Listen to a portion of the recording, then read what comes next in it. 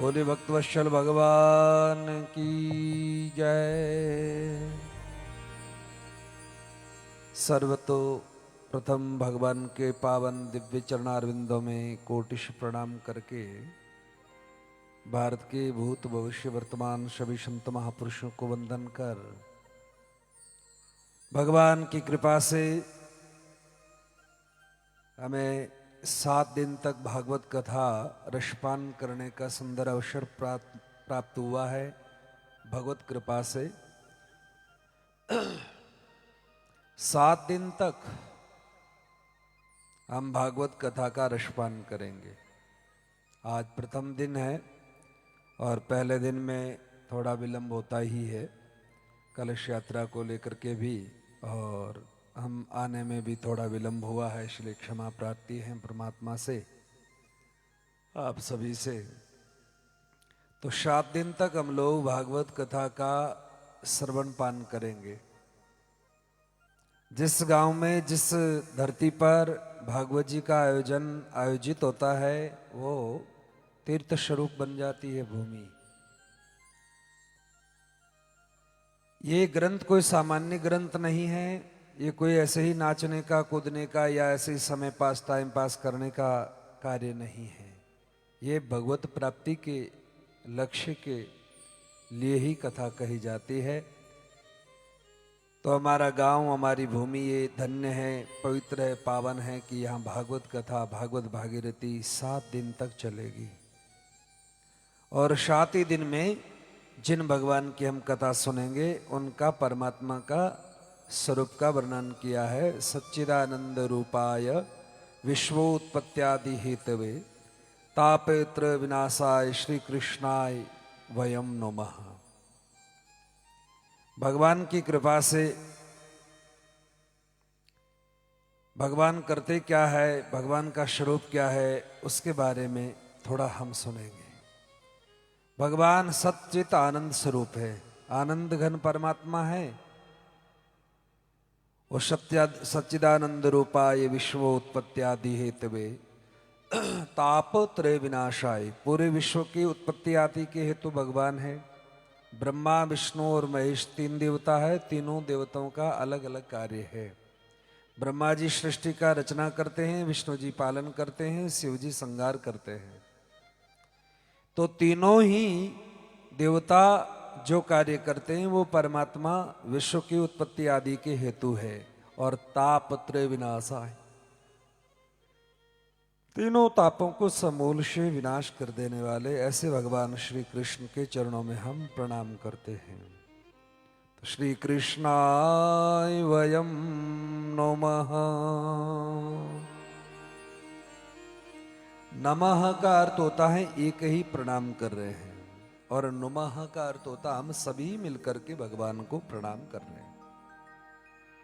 तो हम सब मिलकर के परमात्मा को प्रणाम करते, फिर भगवान श्री सुखदेव जी महाराज की स्तुति वंदन किया है। यम प्रवजन्तुमनुपेतमुपेत कृत्यम द्वैपायनो विरहे कातराजुआवः पुत्रेति तन्मयतया तरवो विनेदुस्त तं सर्वभूतहृदयं मुनिमातोऽस्मि।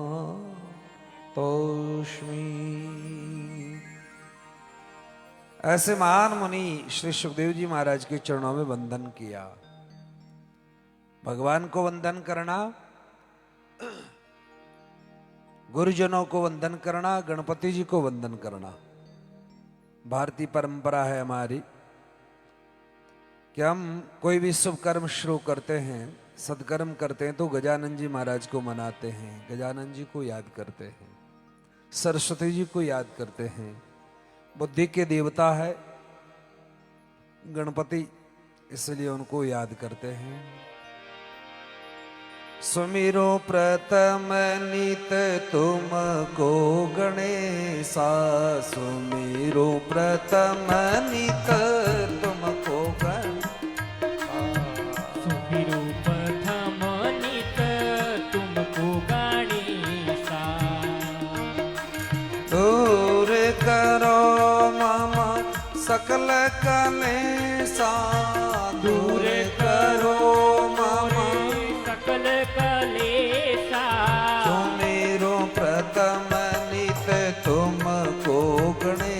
गणेशा सुमिरो प्रथम नित तुमको गणेशा।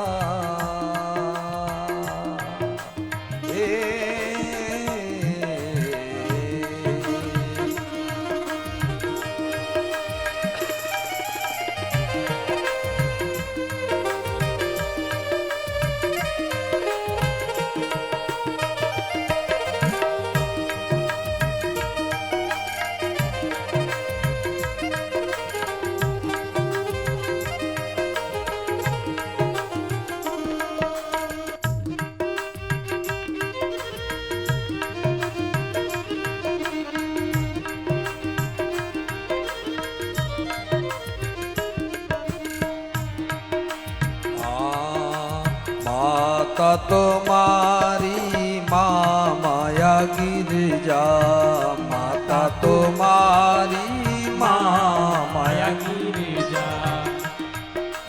पिता तुम्हारा पर ब्रह्म महेशा, पिता तुम्हारा पर ब्रह्मा महेशा। सुमिरो प्रथम नित तुमको गणेशा, सुमिरो प्रथम नित को गणेशा।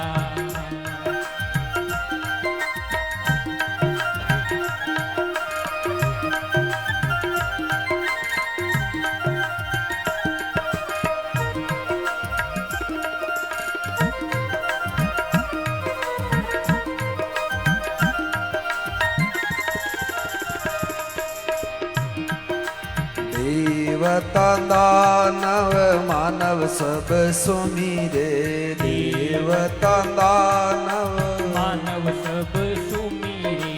ऋषि मुनि आदि भजत हमेशा, ऋषि मुनि आदि भजत हमेशा। प्रथम शिवरु नित तुमको गणेशा।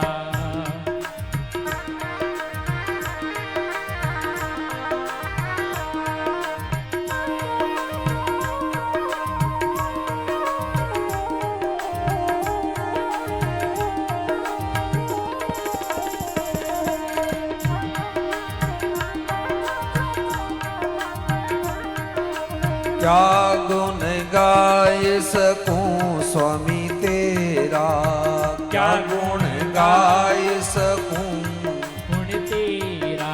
क्या गुण गाय सकूं स्वामी तेरा, क्या गुण गाय सकूं गुण तेरा। अल्पमती नहीं विद्या विशेषा, अल्पमती नहीं विद्या विशेषा। सुमिरो प्रथम नित तुमको गणेशा, सुमिरो प्रथम नित तुमको गणेशा। दूर करो मम सकल कलेशा, दूर करो मम सकल कलेशा। सुमिरो प्रथम नित तुमको गणेशा, सुमिरो प्रथम नित तुमको गणेशा।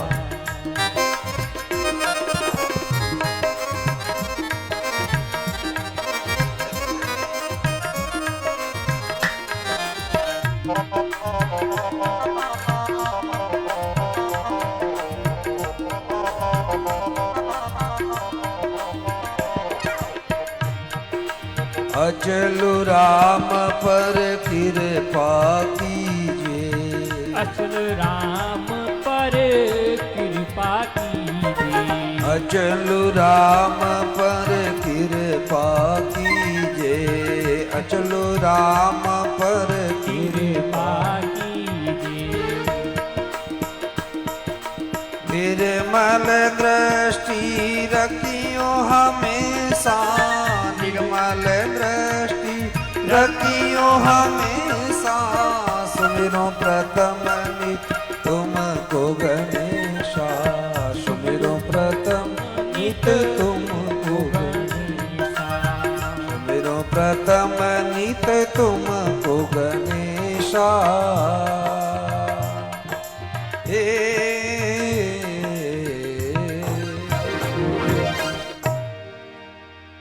बोली गजानन भगवान की जय। सुमिरु प्रथम नित तुमको गणेशा। गणेश जी महाराज का वंदन किया। गणेश जी को अग्रगण्य क्यों माना जाता है, ध्यान देना। एक बार सारे देवताओं ने मिलकर के निर्णय लिया कि सबसे पहले हम किस देवता की पूजा करें। तो देवताओं ने निर्णय लिया कि जो पृथ्वी की प्रथम बार परिक्रमा करके लौट करके आ जाएगा उन्हीं को हम पहले मानेंगे। बोले ठीक है। सभी अपने अपने वाहन लेकर के और पृथ्वी की परिक्रमा करने के लिए सारे देव निकल गए। लेकिन गजानन जी महाराज की सवारी क्या है, चूहे की सवारी है। अब चूहे से कब जाकर के और परिक्रमा लगा करके आवे। तो वो जाने लगे तो नारद जी महाराज के द्वारा और गजानन जी महाराज अग्रगण्य ज्ञानियों में, तो उन्होंने अपने माता पिता की परिक्रमा लगाई और राम नाम लिख करके राम नाम की परिक्रमा लगाई। तभी सभी लोग जान गए और सब ने कहा कि वास्तव में ही गजानन जी जो है ज्ञानी हैं और सबसे प्रथम पूज्य माने जाने चाहिए, इसलिए इनकी प्रथम पूजा होने लगी। तो जिनके घर में माता पिता है वो लोग वास्तव में भाग्यशाली है। उनके जैसा घर में कोई तीर्थ नहीं हो सकता और व्रत नहीं हो सकता। इसलिए मातृदेवो भव, पितृदेवो भव, आचार्य देवो भव, ये हमारी परंपरा थी। हमारे माता पिता का आदर सम्मान करना चाहिए और करते हैं। तो गजानन जी महाराज का वंदन किया, श्री सरस्वती जी महाराज को वंदन कर, और ये यम प्रवजंत मनुपेत मुपेत कृत्यम है कौन, बोले सुखदेव जी महाराज। 12 वर्ष की उम्र हुई थी सुखदेव जी की, तभी उन्होंने अपना घर छोड़ दिया। 12 वर्ष माँ की कोख में रह करके आए और बाहर पधारते ही जंगल में पधार गए। सुखदेव मुनि के पिता महाराज पीछे गए और जाकर के कहा सुखदेव रुको रुको बेटा रुको। लेकिन बेटा सर्वभूत हृदयम मुनिमान तोष्मी, सब भूतों में होने के कारण आवाज आने लगी मैं ही सुखदेव, मैं ही सुखदेव, मैं ही सुखदेव, सुकोहम सुकोहम सुकोहम सुकोहम। तो ये समझ गए वो, और मुनि वापस पधार गए व्यास जी, और सुखदेव जी जंगल में जाकर के भगवान का भजन करने लग गए। भगवान का भजन करते करते कई दिन बीत गए। इधर नैमिषारण्य में 88,000 ऋषि मुनि सब के सब पधारे और आकर के यहाँ सत्संग श्रवण करने के हेतु से लंबे समय से पधारे। तो नैमिषारण्य में इन्होंने बहुत बड़ा एक सत्संग का क्षेत्र लगाया सत्संग सुनने के हेतु से। अब हमारे पास तो समय होता नहीं, हम तो 4-5 दिन भी बड़ी मुश्किल से निकालेंगे। कहाँ समय रहता लोगों के पास, टाइम है ही नहीं। जिसको भी पूछो बोले टाइम नहीं है महाराज, टाइम नहीं है, टाइम नहीं है, टाइम नहीं है। लेकिन यहाँ 88,000 ऋषि मुनियों ने 1000 वर्ष का सत्संग सत्र लगाया। 1000 वर्ष पर्यंत एक जगह बैठ करके और सत्संग सुनना, ऐसा उन्होंने निर्णय लिया है और आकर के विराजमान हुए। ये नैमिषारण्य क्या है, महाराज निमि बहुत बड़े महात्मा हुए, बड़े राजा हुए, धर्मात्मा राजा निमि। जो निमि हमारी ये आंख की पलक जो झुबकती है, आंख खुलती और बंद होती है, इसमें कोई वो समय निर्धारित आपको करने की जरूरत नहीं, अपना आप ही आंख वो चलती रहती है। तो ये निमि महाराज आपके आंख के ऊपर विराजमान है, इसलिए निमिष मात्र, इसको एक निमिष कहते हैं। आंख पलक झपकती है, इसको एक निमिष कहते हैं। महाराज निमि ने वशिष्ठ महाराज से कहा, वशिष्ठ महाराज मुझे एक बहुत बड़ा यज्ञ करना है, यज्ञ करना है, जरूर करवाएंगे, लेकिन अभी मैं थोड़ा कहीं जा रहा हूं, बाद में आऊं तब करो। ठीक है, ऐसा कह करके वशिष्ठ महाराज बाहर पधार गए। और राजा निमि ने विचार किया कि पता नहीं आज का विचार जैसा है वैसा कल होगा कि नहीं होगा, इसलिए मुझे चाहिए कि आज ही मैं शुभ कर्म कर लूं, आज ही सत्कर्म कर लूं। और उन्होंने और किसी पुरोहित को बुलाए और बुला करके यज्ञ करवा दिया। यज्ञ संपन्न हो गया, लंबा समय बीता, तभी लौट करके वापस पधारे वशिष्ठ महाराज। वशिष्ठ महाराज ने कहा निमि से, बोले अब आप यज्ञ करना चाहो तो यज्ञ करो। बोले महाराज मैं यज्ञ कर चुका हूं। अरे यज्ञ कैसे तुमने कर लिया, हमारी अनुपस्थिति में यज्ञ कैसे कर लिया? हम तुम्हें श्राप देंगे।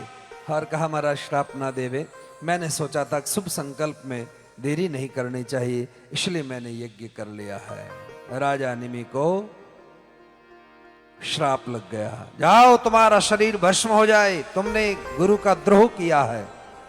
और गुरुद्रोही के कारण निमि का शरीर तो छूटा, लेकिन निमि सूक्ष्म रूप से सभी के आंख के पलंग के ऊपर विराजमान हो गए। ये निमिक्षारण्य है। दूसरा जो चक्र है, उस चक्र की ध्रुज है, वो निमि जो कहलाती है, वो निमि भी यहीं आकर के टिकी थी, इसलिए इनका नाम पड़ा निमिक्षारण्य। अब इस निमिक्षारण्य में बैठ करके 88,000 ऋषि मुनि सब कथा श्रवण कर रहे हैं। और यहाँ सूत जी महाराज कथा सुना रहे हैं, शौनक जी महाराज कथा श्रवण कर रहे हैं, सभी श्रोताओं की ओर से प्रश्न कर रहे हैं। और पहला ही प्रश्न किया, महाराज कलिग्रस्त लोगों का उद्धार कैसे होगा? कलयुग में लोग व्यस्त रहते हैं और कलिग्रस्त लोगों का उद्धार कैसे हो, ऐसा उपाय से सरल बताइएगा। और तब सूत जी महाराज ने कहा, कलयुग में लोगों के पास में समय नहीं होगा, इसलिए वो लोग भागवत का आश्रय करेंगे, तभी उनका कल्याण संभव है। सतयुग, त्रेता, द्वापर, तीनों युगों के अंदर तपस्या करके और परमात्मा की प्राप्ति की जाती थी। वो कलयुग में केवल और केवल नाम जप करे और भागवत श्रवण करे।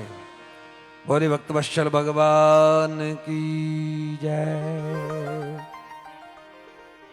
और राजा सूत जी महाराज कहते हैं, हे शौनक जी, एक बार की बात है, देवगण सबके सब विराजमान थे।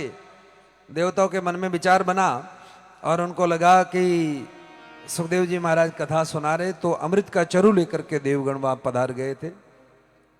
और जब अमृत का चरु लेकर के आए, उस चरु को उन्होंने हाथ में लिया और कहा, लो महाराज जी, राजा परीक्षित को आप अमृत पिला दो और इसके बदले हमको कथा सुना दो।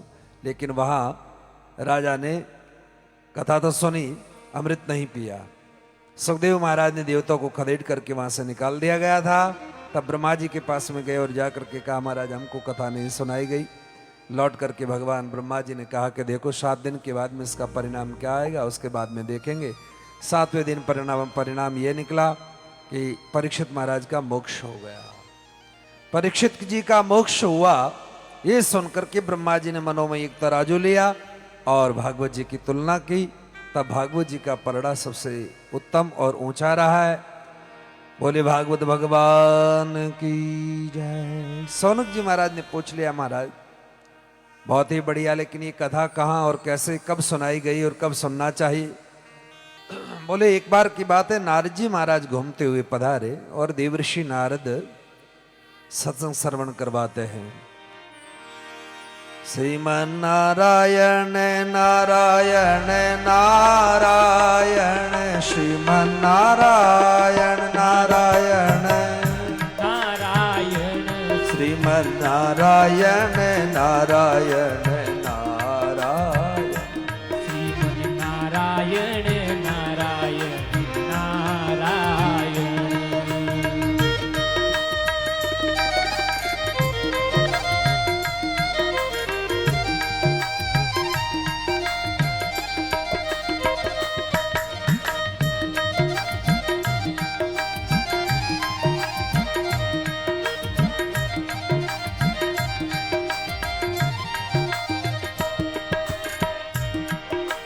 नारायण नारायण नारायण, श्रीमन नारायण नारायण नारायण, श्रीमन नारायण नारायण नारायण, गाओ नारायण नारायण नारायण, श्रीमन नारायण नारायण नारायण, श्रीमन नारायण हरि बोल, नारायण गाओ नारायण नारायण नारायण, गाओ नारायण नारायण नारायण, श्रीमन नारायण नारायण नारायण, श्रीमन नारायण नारायण नारायण, गाओ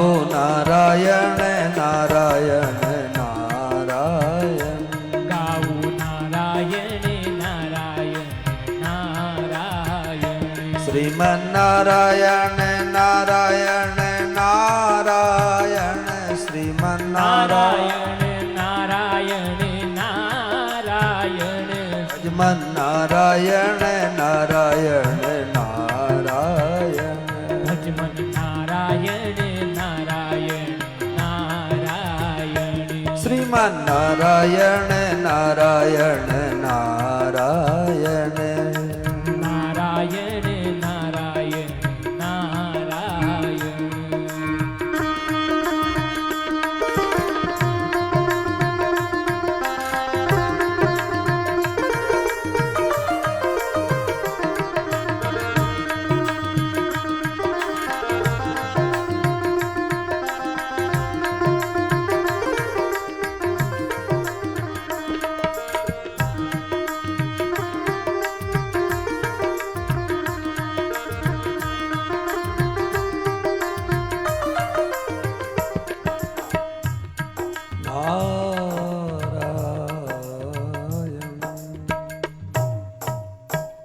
भगवान नारायण नाम का जप करते हुए नारद जी महाराज पधारे बद्रिकाश्रम। बद्रिकाश्रम पधारे तो यहां उनको सनत कुमार मिले, सनकादिक ऋषि। सनकादिक ऋषियों ने देखा नारद जी महाराज से, दर्शन करके और पूछ लिया, बोले पधारिए पधारिए भगवान पधारिए, बड़े उदास लग रहे हैं आप। तो नारद जी महाराज ने अपनी चिंता व्यक्त की ही और कहा, महाराज मैं पूरी पृथ्वी पर घूमते घूमते आया, रामेश्वरम गया, कन्याकुमारी गया, प्रयागराज गया, पुष्कर गया, सब जगह घूम करके आया, लेकिन जहां जहां गया मैं वहां पाखंडियों ने घेर लिया है धर्म को। सब जगह पाखंड प्रधानता हो गई है। इस कलयुग में अभी जो वर्तमान का जो समय चल रहा है ना, आज से सतयुग त्रेता युग में लोग ज्यादा प्रपंच में भरोसा नहीं करते थे, एकांत बैठ करके हरि नाम स्मरण करते थे। सभी का यही लक्ष्य होता था परमात्मा की प्राप्ति कर लेना। लेकिन अब वर्तमान में कलयुग में पाखंड को ज्यादा प्रधानता देने लग गए। जितना पाखंड करेगा, जितना व्यक्ति धर्म से विमुख हो जाएगा, उसकी जय जयकार होने लग गई है। और जो धर्म पर चलता है उसके जीवन में देखो कितना कष्ट उसको भोगना पड़ रहा है। इस समय का प्रभाव है, व्यक्ति विमूढ़ हो गया। नारद जी कहते हैं कि मैं जहां जहां स्थान पर गया, जिस जिस स्थान पर जाकर के मैंने देखा है, तो वहां पाखंडी लोगों ने अपना कब्जा जमा रखा है। सब लोग अपने मन का आचरण जैसा मनमानी करे, बस वही काम करना। और तो और घर घर में कलह होता है, लड़ाई झगड़ा, ये करना वो करना, सब पति पत्नी में देखो तो लड़ाई, भाई भाई में लड़ाई, पड़ोसी पड़ोसी में लगा लड़ाई, ये झगड़ा सब जगह जगह जगह चलता ही रहता है। और तो और घर में भाई की बात नहीं मानेंगे, लेकिन शाला जी की बात जरूर मानेंगे। जिस घर के अंदर शाला जी की पंचायती होने लग गई है, बस उसी का घर ज्यादा समय तक व्यवस्थित नहीं चल सकता। इसलिए दीवार में आड़ो और घर में शाड़ो दोनों ठीक होनी है, बाना दूर ही दूर ठीक रखना चाहिए। ज्यादा पंचायती करेला तो मामलो मुश्किल बन जावेला। तो अपने धर्मयुक्त जीवन जीना चाहिए। नारद जी कहते हैं, भाई श्री बात तो ऐसा है कि हम जहां जहां जा करके देख करके आए हैं, वहां सभी जगह सब लोग छोटी ओछी बुद्धि वाले हो गए, ओछे विचार हो गए हैं, उनकी विचारधाराएं बिल्कुल एकदम दूषित हो गई है। तो मैं रास्ते गया, जाते जाते पुष्कर गया, तो पुष्कर तो पूरे तीर्थों का राजा है। तो तीर्थराज पुष्कर में मैंने जाकर के देखा, पर वहां भी मुझे सुख नहीं मिला। वहां भी लोगों ने, पाखंडियों ने उनको घेर रखा है। तो वहां से मैं थोड़ा आगे आया, इधर आया तो श्रीधाम वृंदावन में मैंने प्रवेश किया। वृंदावन में जैसे ही मैं गया हूं, वृंदावन में मैंने प्रवेश किया, बोली वृंदावन धाम की जय। श्रीधाम वृंदावन में मैं जाकर के और देखा तो एक बहुत बड़ा आश्चर्य है। आश्चर्य क्या देखा? आश्चर्य तो हमने ये देख लिया,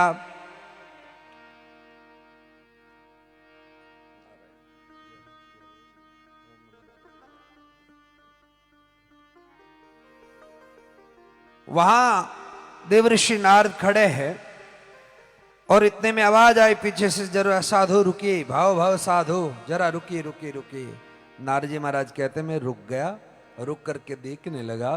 तभी एक स्त्री वो मुझे पुकारने लगी और उसके पास में दो वृद्ध पुरुष बूढ़े थे।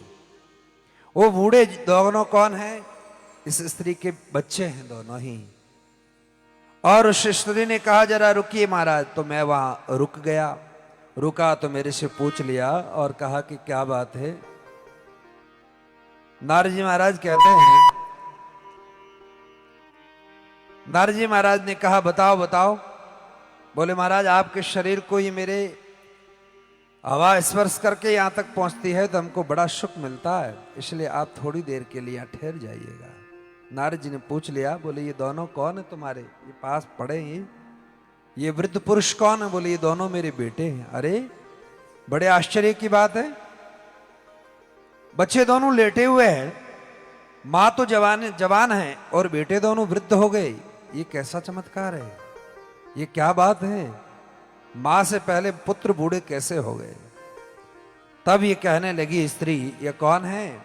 बोले मैं भक्ति हूं, मेरा द्रविड़ देश में मेरा जन्म हुआ है, कर्नाटक में मैं पली पोषी हूं, महाराष्ट्र में आदर सम्मान मिला और गुजरात में मुझे पाखंडियों ने घेर लिया महाराज।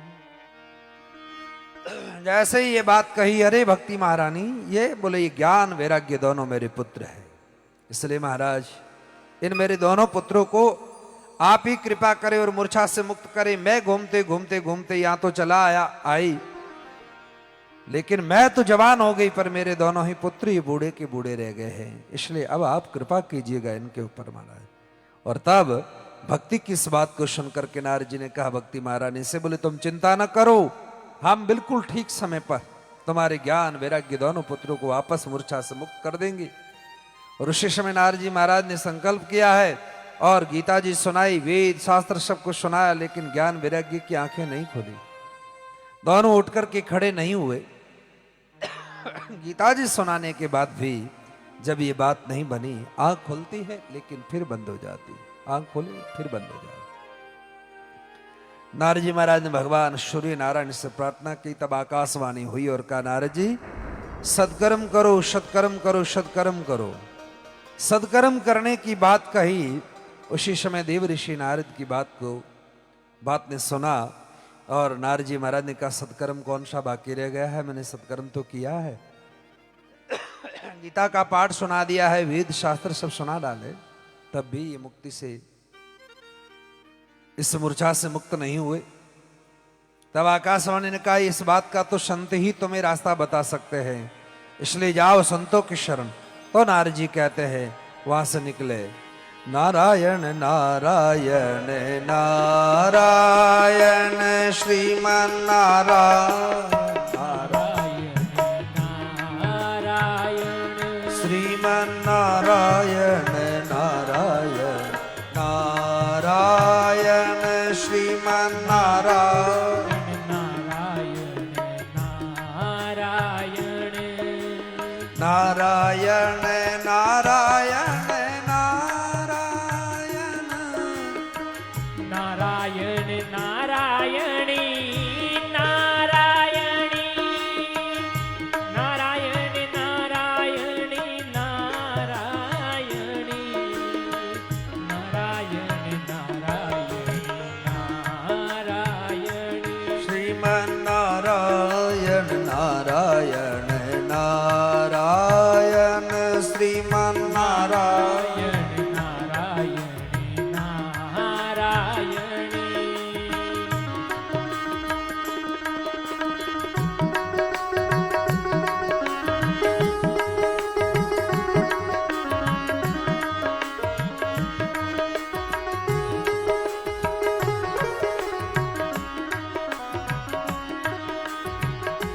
श्रीमन नारायण नारायण नारायण श्रीमन नारायण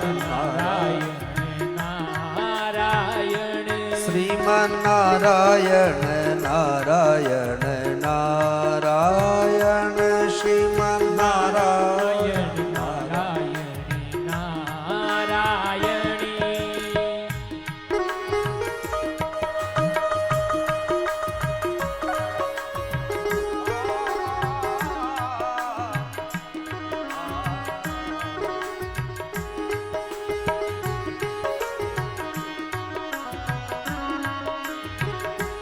श्रीमन्नारायण नारायण नारायण श्रीमन्नारायण नारायण नारायणी श्रीमन्नारायण नारायण नारायण श्रीमन्नारायण नारायणी नारायणी श्रीमन्नारायण नारायण नारायण श्रीमन्नारायण नारायणी नारायणी श्रीमन्नारायण नारायण नारायण श्रीमन्नारायण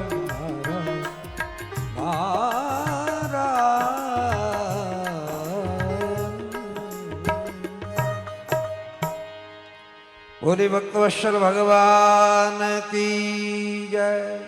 है ऋषियों, मैं तीर्थाटन करते करते यहाँ तक पहुंचा हूं, अब आप बताइए हमें क्या करना चाहिए। और तब ऋषियों ने, शनकादिक ऋषियों ने कहा, महाराज क्या आपने भागवत कथा उनको सुनाई है? बोले भागवत तो हमने नहीं सुनाई, बस यही तो बात है, और बड़ा सत्कर्म क्या हो सकता है, आप तो कृपा करें और भागवत सुनाएं। भागवत जी सुनाने की बात कही और तब कहा अब आप ही को कथा सुनानी चाहिए। तो ऋषियों से निवेदन किया और तब उन्होंने हाँ की।